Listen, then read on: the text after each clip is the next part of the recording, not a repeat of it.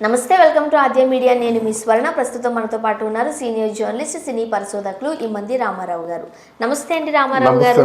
నమస్తే. రామారావు గారు, అందగాడు శరత్ బాబు గారు స్టార్టింగ్ లో మంచి సినిమాలే చేశారు, కానీ అనుకున్నంత స్థాయి పేరు తెచ్చుకోలేకపోయారు.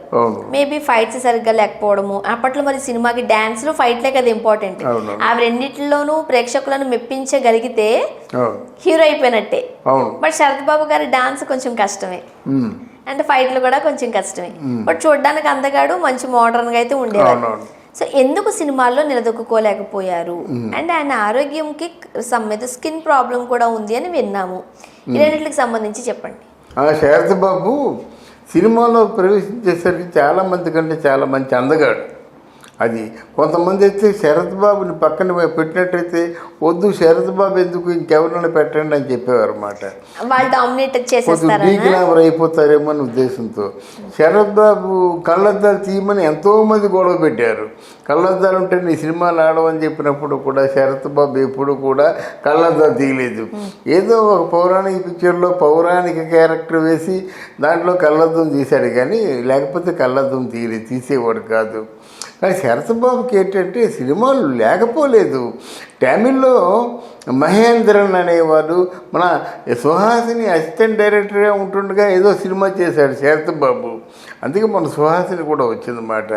అంటే మహేంద్రన్ సినిమాలు చేశాడనమాట. ఉదరి పూక్కల్ అనే సినిమా ఒకటి ఉంది, అంటే విడి పువ్వులు అని అర్థం.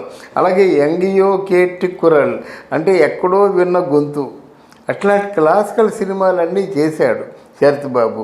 తర్వాత ముత్తు సినిమాలో మన రజనీకాంత్ ప్యారలల్గా ఇద్దరు రెండు క్యారెక్టర్లు అన్నమాట. ప్యారలల్ క్యారెక్టరు రజనీకాంత్తో చాలా సినిమాల్లో శరత్ బాబు చేశారన్నమాట. ఇద్దరు కొంచెం బ్రదర్స్ లాగా, స్నేహితుల్లాగా ఇలాగ చేసి చాలా మంచి పేరు తెచ్చుకున్నాడు అన్నమాట. మన తెలుగులో ఎన్ని సినిమాలు చేశాడో అన్ని సినిమాల కంటే ఎక్కువ సినిమాలు తమిళ్లో చేశాడు. అయితే అక్కడ వ్యక్తిగత జీవితమే ఆయన దెబ్బతీసిందమ్మా. సినిమా జీవితం దెబ్బతీయలేదు. సినిమా వాళ్ళందరూ బాగా రిసీవ్ చేసుకున్నారు. అలాంటిది ఇక్కడ వ్యక్తిగత జీవితం ఎప్పుడైతే రమాప్రభను వదిలేసి ఎవరు నంబియార్ కూతుర్ని పెళ్లి చేసుకున్నాడు, ఆ తర్వాత నంబియార్ కూతుర్ని కూడా వదిలేసి వేరే దారి చూసుకున్నాడు. అక్కడ ఈ ట్రాన్సిషన్ పీరియడ్లో ఆయన్ని ఆరోగ్యం దెబ్బతీసింది. ముందు సొరియాసిస్ అని శ్వేత కుష్టు అంటారు దాన్ని. అంటే తెల్లటి మచ్చలు వచ్చాయి. తెల్లటి మచ్చలు వస్తాయి కనుక శ్వేత కుష్టు అంటారు. లోపల కిడ్నీలు పాడైపోయినప్పటికి కూడా ఆయన బయట చెప్పేవాడు కాదు. కిడ్నీలు డ్యామేజ్ అయినప్పుడు కూడా ఎక్కడైతే వాళ్ళ బ్రదర్స్ వీళ్ళందరూ, వాళ్ళ సిస్టర్స్ వీళ్ళందరూ కంగారు పడతారని చెప్పి ఆయన ఆల్రెడీ చెప్పేవాడు అన్నమాట. అయితే మానసికంగా కూడా ఒక 5 సంవత్సరాల నుంచి మాత్రం ఆయన చాలా వ్యక్తిగతంగా బాధలు అనుభవిస్తూ ఉన్నాడు. అది అందువల్ల ఎప్పుడైతే ఈ శ్వేతకుష్టు కిడ్నీకి సంబంధించిన వ్యాధి తర్వాత లోపల కంప్లీట్గా ఆ బాడీ కాన్స్టిట్యూషను మందులకి ఎదురు తన్నిందో అప్పుడు మందుల తాలూకు ప్రయోజనం లేకుండా అయిపోయింది. అందువల్ల బెంగళూరు మంచి బ్యూటిఫుల్ హాస్పిటల్ మాట. అక్కడికి వెళ్ళినప్పుడు కూడా నయం కాలేదంటే ఆల్మోస్ట్ అలా అక్కడే చెప్పేశారన్నమాట, ఇక నయం కాదు మీరు తీసుకుపోండి అని. దింపుడు కల్లాళాస మన హైదరాబాద్ తీసుకొచ్చి చాలా లక్షలు ఖర్చు పెట్టారు. మరి ఎంతైందో మరి తెలియదు, కానీ చాలా ఎక్కువ ఖర్చు పెట్టారు. సినిమాల్లో చూసేసరికి ఆయన అంతా సోరియాసిస్తో బాధపడుతున్నట్లయితే కనిపించలేదు కదా, మేబీ లోపల ఉందేమో. అంటే మేకప్ ఇప్పుడు చేతులకు వాటికి తెలుస్తుందమ్మా, కానీ మేకప్లో కవర్ అయిపోతుంది కదా. ఇవన్నీ ఉన్నాయి కదా, ఇదంతా సొరియాసిసే కదా. పెద్దోళ్ళకి అంటే లిప్స్టిక్ సొరియాసిస్ అంతా ఉంది కదా, కానీ అది లేకుండా జాగ్రత్త పడతారు. దానికే కదా మేకప్ అవసరం. మరి ఇప్పుడు బళ్ళిపల్లిలో హీరో కృష్ణగారి క్యారెక్టర్ శరత్ బాబు చేసినట్టుంది. ఆ టోపీ ఇదంతా చూస్తుంటే ఆయన పోలికతో ఉన్న మరి ఏమిటో మనకు తెలియదు, కానీ బట్ ఆ క్యారెక్టర్ మాత్రం ఆయన చేసేదేమో అనిపించింది. ఆయన మానసికంగా కృంగిపోతూ ఇప్పుడు కొత్తగా వినిపించింది ఏంటంటే రమాప్రభ దొంగతాటగా ఆయన్ని చూసి వెళ్ళిపోయిందని చెప్పేసి మరి చెప్తుంటే ఎంతవరకు నిజమో మనకు తెలియదు. దొంగచాటుగా చూసిందో లేదో మనకు తెలియదు. దొంగచాటుగా చూడాల్సిన అవసరం ఏముంది? ఇప్పుడు వాళ్ళు భార్యాభర్తలుగా విడిపోయి ఉండొచ్చు, బట్ ఒకరి మీద ఒకరైతే పెద్ద ఫైటింగ్ ఏం చేసుకోలేదు కాబట్టి వచ్చి చూసి వెళ్తారు, ఏముంది కదా పెద్ద విషయం. అవునమ్మా, అక్కడ చూస్తుంటే రకరకాలుగా మాట్లాంటారు కదా. మామూలుగా ఎక్కడ శరత్ బాబు ఉన్నారో అక్కడికి వెళ్ళిపోయి మామూలు జనం గుంపులో గోవిందులకు వెళ్ళింది, ఒకసారి చూసింది, నమస్కారం పెట్టింది, వెళ్ళిపోయింది. ఇది ఒక వెర్షన్ డిస్కషన్ జరుగుతుంది. మనం మీడియా మాటలు మనం నమ్మకూడదు కదా. అటువంటి మీడియా భాషను మనం, మీడియా భావాన్ని మనం తీసుకుంటే దెబ్బైపోతాం. కానీ ఇలా జరిగింది మాట. మనం వాస్తవానికి ఏంటంటే ఆయన రమాప్రభుతో విడిపోయినందుకు చాలా బాధపడుతూనే, అలాగే నంబియారు కూతురుతో విడిపోయినందుకు, ఆస్తులు పోగొట్టుకున్నందుకు చాలా బాధపడుతూనే, మూడోసారి ఆరోగ్యానికి బాగా లొంగిపోయాడు, ఆరోగ్యం దెబ్బతీసిందనే బాధతో చనిపోయాడు అన్నమాట. 3 బాధలు, అటు రమాప్రభు విడిపోవడం, రెండోది ఆస్తంతా కోల్పోవడం, మూడవది ఏంటంటే ఆరోగ్యాన్ని కోల్పోవడం. ఇది మనిషిని ఎవరినైనా అంతం చేయడానికి ఎంతకంటే పెద్ద కారణాలు కావాలటమ్మా. అది ఓకే. అండ్ ఇక సినిమాల గురించి వస్తే తమిళ్లో కన్నా ఆయన తెలుగులోనే ఎక్కువ సినిమాలు చేసినట్టున్నారు కదా? లేదు లేదు, తమిళ్లో చాలా సినిమాలు చేశాడు. చాలామంది శరత్ బాబుని పెట్టుకున్నారన్నమాట. చాలామంది శరత్ బాబు తాలూకు తమిళ్లో కూడా చాలా బాగా నచ్చుతుంది.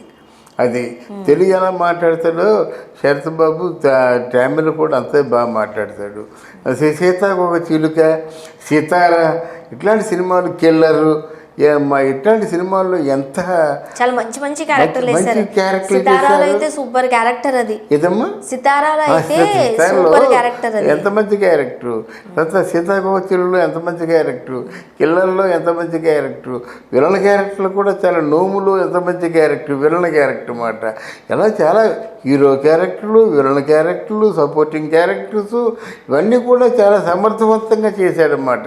ఆయన ఆర్టిస్టుగా ఎక్కడా దెబ్బతినలేదు. నువ్వు చెప్పినట్టుగా ఆ డ్యాన్స్ ఒకటి కరెక్ట్గా చేసేవాడు కాదు, ఫైట్స్ కూడా అంతగా మెప్పించలేకపోయేవాడు. కానీ మిగతా పెర్ఫార్మెన్స్ మాత్రం ఆయనకి ఇచ్చిన ఏ పాత్ర కూడా చెడగొట్టకుండా చేసేవాడు. అదే ఆయన గొప్పతనం. రైట్. తమిళ్లో ఆయన హీరోగా మంచి పేరు తెచ్చుకున్నప్పటికీ తెలుగులో మాత్రం క్యారెక్టర్ ఆర్టిస్ట్ గానే ఉండిపోయారు ఆయన. అవునవును. ఎందువల్ల అంటారు? ఎందువల్ల అంటే తెలుగులో మనకున్నటువంటి, తెలుగులో హీరోగా రాణించాలంటే మా చాలా కష్టం అమ్మ. తమిళ్లో ఎవరైనా రాణించవచ్చు అక్కడ, ఎందుకంటే అక్కడ పాలిటిక్స్ ఉండవు కాబట్టి. అలా కాదు, ఇది చెప్తా. తమిళ్లో ఇప్పుడు ఈయన పేరు లారెన్స్ ఉన్నాడు, ఆ పర్సనాలిటీ ఏమాత్రం హీరో ఎన్ని సినిమాల్లో. అలాగే మరి నల్లి ఉన్న భర్త ఉన్నాడు అప్పుడు గరగాటకారంలో, ఆయన పేరు నటరాజ్ ఏదో ఉందన్నమాట. ఆయన కూడా మంచి హీరో అన్నమాట. పార్థిబన్ నల్లగా ఉంటాడు, సీత మొగుడు, మరి చాలా అగిలిగా ఆక్వర్డ్గా ఉంటాడు, హీరో కదా. పాండ్యరాజన్ ఏదో మామూలుగా మన లక్ష్మణ్ లాగా ఉంటాడు, ఆయన ఒక హీరో. అలాగే అక్కడ ఎలాగుంటారనేది ఎవరు చూడరు. అక్కడ సమర్థవంతంగా క్యారెక్టర్ పోషిస్తున్నాడా లేదా అది చూస్తారు, కానీ ఎంత పర్సనాలిటీ 6 అడుగుల ఇవన్నీ చూడరు. మనకైతే కాస్త హంగులు ఆర్భాటాలు అవసరం. అమ్మో, రామారావు గారి తగ్గించి రామారావు గారిని, నాగేశ్వరరావు గారిని చూసిన కళ్ళు. పోయిన తర్వాత ఎవరైనా కొంచెం తక్కువ వాళ్ళు వచ్చారంటే అక్కడ శోభన్ బాబు, కృష్ణ ఎలాంటి రంగు, రామారావు ఎలాంటి రంగు, శోభన్ బాబు ఎంత అందం. శోభన్ బాబుని చూసే ఆడవాళ్ళు ఒక 5 నిమిషాల్లో తిరిగి వెళ్ళలేరు, అలా ఉండిపోతారు అంతే. శోభన్ బాబు చూసినట్టయితే కూర్చోబెట్టి మాట్లాడి టీగా తెచ్చి పంపిస్తారు శోభన్ బాబు గారు. ఎంతమంది అంటే ఆ రూపం కళ్ళు చూపు తిప్పుకోలేనంత అందంగా ఉంటాడు శోభన్ బాబు. తర్వాత వచ్చేవారు కూడా మరి చిరంజీవి వాళ్ళు కూడా మంచి అందమే కదా. ఇప్పుడు గిరిబాబు, మురళీమోహన్ మంచి అందమే. ఇప్పుడు మోహన్ బాబు, వీళ్ళందరూ, హర్నాథ్, రామకృష్ణ, వీళ్ళందరూ చాలా మంచి అందగాలు కదమ్మా. మన తెలుగులో కాస్త అందం కావాలి మనకి, అందం కావాలి. శరత్ బాబు గారు అందంగా ఉన్నప్పటికీ మన వైపు మాత్రం కాస్త క్యారెక్టర్ ఆర్టిస్ట్ గానే మిగిలిపోయారు. బట్ మంచి మంచి క్యారెక్టర్లు చేశారు. అవును, తమిళ అన్నారంటే కొంచెం పెద్ద పళ్ళు, నల్లగా ఉంటారు, ఆ జుత్తు అది నెక్కబొడుచుకొని ఉంటుంది. ఏదో మొత్తానికి అదే అన్ని రకాలుగా కొంచెం ఎలాగున్నప్పుడు కూడా హీరోలా కాదా అది కావాలి. ధనుష్ హీరో ఏమిటి, పెద్ద హీరో కదా, సూపర్ స్టార్ ధనుష్. అందువల్ల మన తెలుగు వాళ్ళు ఎలా ఉంటారు, తమిళ వాళ్ళు ఎలాగ ఉంటారు మనం చెప్పలేము. శరత్ బాబు గారు మాత్రం మంచి మంచి క్యారెక్టర్లు చేశారు తెలుగులో కూడా. థ్యాంక్ యూ సో మచ్ అండి. థ్యాంక్ యూ అమ్మా, థ్యాంక్ యూ వెరీ మచ్.